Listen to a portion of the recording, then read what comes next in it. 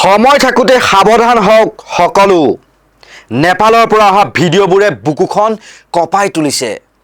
অনিয়ন্ত্ৰিত বিকাশৰ মাৰাত্মক পৰিণাম ভুগিলে নেপালে। বৃহৎ নদী বান্ধৰে কেনেকৈ ভয়াৱহ ৰূপত পানী নামি আহিব পাৰে আৰু তাৰ ফলশ্ৰুতি কিমান ভয়ংকৰ সেয়া কালি কেৱল নেপালবাসীয়ে নহয়, সমগ্ৰ বিশ্ববাসীয়ে বুজি উঠিছে। অৰুণাচলতো সৰু বৰ 135টা বান্ধ নিৰ্মাণ কৰাৰ বাবে ইতিমধ্যে সাজু হৈ উঠিছে কেন্দ্ৰীয় চৰকাৰ আৰু অৰুণাচল চৰকাৰ। 2000 মেগাৱাট নামনি সোৱণশিৰি জলবিদ্যুৎ প্ৰকল্প কাৰ্যকৰী হৈছে। 2800 মেগাৱাট দিবাং জলবিদ্যুৎ প্ৰকল্পৰ কাম চলি আছে। এসময়ত বৃহৎ নদী বান্ধৰ বিৰুদ্ধে প্ৰতিবাদত নমা বিজেপি নেতাসকল এতিয়া মন্ত্ৰী হোৱাৰ পাছত নদী বান্ধৰ সমৰ্থক হৈ পৰিল আৰু অদ্ভুত যুক্তি দাঙি ধৰা হ'ল। এই ভিডিঅ'টোলৈ চাওকচোন। 2021 চনৰ এই ভিডিঅ'টো। প্ৰকৃতিয়ে নেপালক বাৰে প্ৰতি আগজাননী দি আহিছিল। এই ভিডিঅ'টোত দেখা পোৱা নদী বান্ধটো ভালদৰে চাওক। নেপালৰ ৰাছুৱা জিলাৰ ৰাছুৱাগড়ি জলবিদ্যুৎ প্ৰকল্পত নিৰ্মাণৰ কাম চলি থকা অৱস্থাতে ভুটেকসী নদীৰ পানী উফন্দি বৈ অহা তীব্ৰ সোঁতে অতিক্ৰম কৰি সমগ্ৰ নিৰ্মাণ কাৰ্যৰ মাটি আৰু মেচিন উটুৱাই লৈ মুহূৰ্ততে সকলো নিশ্চিহ্ন কৰি পেলাইছিল। ঠিক একেদৰে 2024 চনত নেপালৰ ৰাছুৱা আৰু নোৱাকোট জিলাৰ ভুটেকসী আৰু ত্ৰিশুলী নদী অৱবাহিকাত 26 ছেপ্টেম্বৰ দিনা তিব্বত সীমান্তৰ ফালৰ পৰা অহা আকস্মিক প্ৰলয়ংকাৰী প্লাৱনৰ বা বানপানীৰ ফলত কেইবাটাও গুৰুত্বপূৰ্ণ জলবিদ্যুৎ প্ৰকল্প আৰু নদীবান্ধ প্ৰত্যক্ষভাৱে ক্ষতিগ্ৰস্ত হৈছিল। মাত্ৰ 111 মেগাৱাট ক্ষমতাৰ ৰাছুৱাগড়ি জলবিদ্যুৎ প্ৰকল্পটিৰ বান্ধৰ অংশ আৰু হেডৱৰ্কছ পানীৰ তীব্ৰ সোঁতে ব্যাপকভাৱে ক্ষতিগ্ৰস্ত কৰিছিল আৰু পানী ধৰি ৰখা বাদেই সোঁতৰ মাত্ৰা বৃদ্ধিয়ে পাইছিল মিনিটে মিনিটে, ছেকেণ্ডে আৰু বান্ধটোৱে পানী এৰি দিয়াৰ ফলত মুহূৰ্ততে চব ধূলিচ্ছাত। ঠিক একেদৰে মাত্ৰ 78 মেগাৱাট উৎপাদন ক্ষমতাৰ সঞ্জনী খোলা জলবিদ্যুৎ প্ৰকল্পই পানী বা নদীৰ কোবাল সোঁত ৰখাব নোৱাৰিলে, বৰঞ্চ প্ৰবল সোঁতে ভাঙি পেলাই অধিক দ্ৰুত গতিতহে পানী নামনিলৈ নামি আহিল। এতিয়া ভাবক অসমৰ ক্ষেত্ৰত নেপালতকৈ কিমান ভয়াৱহ হ'ব পাৰে ছবিখন। অসমৰ সীমান্তৱৰ্তী অৰুণাচলত কেন্দ্ৰীয় চৰকাৰে 135টা নদীবান্ধ নিৰ্মাণ কৰিবলৈ যো-জা চলাই আছে। 2000 মেগাৱাট সম্পন্ন নামনি সোৱণশিৰি জলবিদ্যুৎ প্ৰকল্প কাৰ্যকৰী হৈছে ইতিমধ্যে। 2800 মেগাৱাট দিবাং জলবিদ্যুৎ প্ৰকল্পৰ কাম চলি আছে। 3097 মেগাৱাট ইটালিন জলবিদ্যুৎ প্ৰকল্প, 2500 মেগাৱাট কালাই, 2200 মেগাৱাট উজু প্ৰকল্পই ইতিমধ্যে চৰকাৰৰ এনভাইৰনমেণ্ট ক্লিয়াৰেন্স, ফৰেষ্ট ক্লিয়াৰেন্স লাভ কৰিছে। ভাবক তেন্তে মাত্ৰ 111 মেগাৱাটৰ বা 78 মেগাৱাটৰ জলবিদ্যুৎ প্ৰকল্পই নেপালত কিমান ক্ষতি কৰিলে। তেনে ক্ষেত্ৰত 2000 মেগাৱাট 2800 মেগাৱাটৰ নদীবান্ধ বা প্ৰকল্প যদি ভাঙে তেন্তে উজনি অসমত কিমান ভয়াৱহ হ'ব পাৰে, নেপালতকৈ ভয়াৱহ। বা নদীৰ সোঁত যদি বৃদ্ধি পালে বা উফন্দি উঠিলে যদি এইসমূহ বৃহৎ নদীবান্ধে পানী এৰি দিয়ে, নেপালতকৈ ভয়ংকৰ পৰিস্থিতিৰ সৃষ্টি নহ'বনে উজনি অসমত? ব্ৰহ্মপুত্ৰ বচাওক, অসম বচাওক বুলি কৈ প্ৰতিক্ৰিয়া প্ৰকাশ কৰিছে ৰাইজৰ দলৰ উপ সভাপতি বেদান্ত লস্কৰে। আই মাতৃ ব্ৰহ্মপুত্ৰক ধ্বংস কৰাৰ ষড়যন্ত্ৰ দিল্লীয়ে বন্ধ কৰাৰ দাবী জনাই লস্কৰে অসমৰ প্ৰাকৃতিক সম্পদ আৰু ভৱিষ্যত সুৰক্ষাৰ আহ্বান জনোৱাৰ লগতে সকলো অসমবাসী ৰাইজক বৃহৎ নদীবান্ধৰ বিৰুদ্ধে ঐক্যবদ্ধ প্ৰতিবাদৰ আহ্বান জনাই বেদান্ত লস্কৰে। প্ৰমাণ হৈ গ'ল নেপালত বৃহৎ নদীবান্ধ ভাঙি যোৱাৰ কাৰণে হাজাৰ হাজাৰ মানুহৰ মৃত্যু মুখত পৰিবলগীয়া হ'ল, অবৰ্ণনীয় পৰিৱেশৰ সৃষ্টি হ'ল।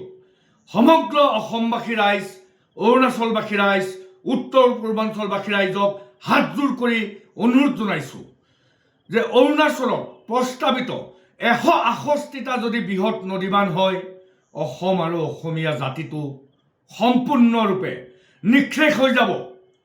কেৱল মাত্ৰ ৰঙা নদীৰ 405 মেগাৱাট নদী বান্ধৰ কাৰণে লখিমপুৰ জিলাখনৰ বানপানী কেনেকুৱা হয়, লখিমপুৰ জিলাখন তছ নছ কৰি পেলাইছে কেৱল মাত্ৰ এটা সৰু নদী বান্ধ 405 মেগাৱাটৰ নদী বান্ধৰ কাৰণে।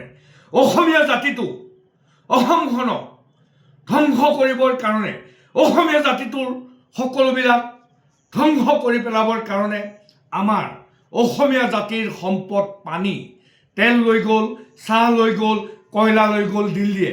এতিয়া অসমীয়া জাতিৰ শেষৰ সম্পদ আমাৰ আই মাতৃ ব্ৰহ্মপুত্ৰ, আমাৰ পানীকণক কেন্দ্ৰীয় চৰকাৰে লুটি নিবৰ কাৰণে অৰুণাচলত বৃহৎ নদীবান্ধ বনাই আমাৰ অসমীয়া জাতিটোক ধ্বংস কৰাৰ যি ষড়যন্ত্ৰ কৰিছে, আমি অসমীয়া জাতিয়ে বিজেপি RSS হিন্দু মুছলমান কৰি দেশ শাসন কৰি আমাক লুটি আছে। হিন্দু মুছলমানক বাদ দি অসমীয়া জাতিটোক ৰক্ষা কৰিবৰ কাৰণে আমাৰ মূৰৰ ওপৰত অৰুণাচলৰ প্ৰস্তাৱিত 168টা বৃহৎ নদীবান্ধ বন্ধ কৰিবৰ কাৰণে সমগ্ৰ অসমীয়া জাতিটো জাগিবৰ হ'ল। এয়া জাগাৰ সময়, এয়া মনে মনে বহি থকাৰ সময় নহয়। আজি আপোনালোকে সকলোৱে জানে যে যোৰহাট, চৰাইদেউ, শিৱসাগৰ কেৱল বিজেপিৰ চিণ্ডিকেটৰ কাৰণে, বিজেপিৰ কেইটামান দালালৰ চিণ্ডিকেটৰ কাৰণে 105জনতকৈ অধিক মানুহ শিৱসাগৰ, যোৰহাট, চৰাইদেউৰ এই বানপানীত মৃত্যুমুখত পৰিবলগীয়া হ'ল। আৰু নদীবান্ধটো যদি হয়, আমি অসমীয়া জাতিটো জীয়াই নাথাকিম। গতিকে সকলো জাতি, বৰ্ণ, ধৰ্ম, ভাষা নিৰ্বিশেষে এই নদীবান্ধ বন্ধ কৰিবৰ কাৰণে, অসমীয়া জাতিটোক ৰক্ষা কৰিবৰ কাৰণে আৰু আমাৰ ব্ৰহ্মপুত্ৰ নদীখনৰ ওপৰত 16 লাখ মানুহে কেৱল মাছ মাৰি জীৱন নিৰ্বাহ কৰে। নদীবান্ধ হ'লে নদীখন শুকাই যাব, নদীখন মৰুভূমি হ'ব আৰু আমাৰ পথাৰবিলাক বালিৰে পুতি মৰুভূমি কৰি পেলাব। জাতিটোক ৰক্ষা কৰিব লাগিব, অসমীয়া জাতি জাগিব লাগিব। দিল্লীয়ে কৰা শোষণৰ বিৰুদ্ধে প্ৰতিবাদ কৰি আমি বৃহৎ নদীবান্ধ যিকোনো মূল্যৰ বিনিময়ত বন্ধ কৰিবই লাগিব।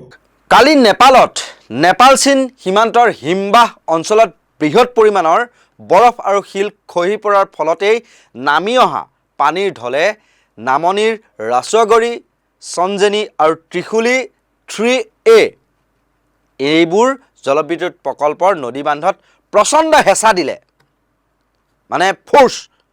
নদীৰ প্ৰাকৃতিক গতিপথত বান্ধ আৰু গেটৰ বাধা থকাৰ বাবে বিশাল পৰিমাণৰ পানী হঠাৎ জমা হৈ প্লাবিত হৈ পৰিল আৰু বান্ধৰ অংশ বা গেট ক্ষতিগ্ৰস্ত হোৱাৰ লগে লগে নামনি অংশলৈ পানীৰ গতিবেগ আৰু অধিক ভয়াৱহ হৈ উঠিল আৰু তাৰ পাছৰ ছবিখন বিধ্বংসী ৰূপ। এতিয়া ক'বলৈ ওলাইছোঁ কিদৰে নদীবান্ধে প্ৰকৃতিলৈ বিপদ নমাই আনে আৰু পাছত প্ৰকৃতিয়ে মানুহৰ ওপৰত তাণ্ডৱ লীলা চলাই কি কাৰণে সেই সম্পৰ্কে ক'বলৈ ওলাইছোঁ। প্ৰথমে পাহাৰীয়া ভূখণ্ডত নদীবান্ধ নিৰ্মাণ কৰাৰ বাবে নদীৰ তলিৰ গভীৰতা ক্ৰমে কমি আহে বা বাম হয়।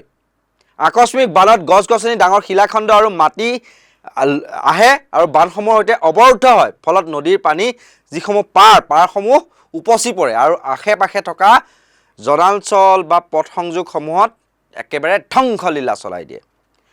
জলবিদ্যুৎ প্ৰকল্প আৰু নদীবান্ধ নিৰ্মাণৰ বাবে ডিনামাইট ফুটাই পাহাৰ কটা আৰু সুৰংগ খন্দাৰ ফলত অঞ্চলটোৰ ভূগঠন চৰম অস্থিতিশীল হৈ পৰে।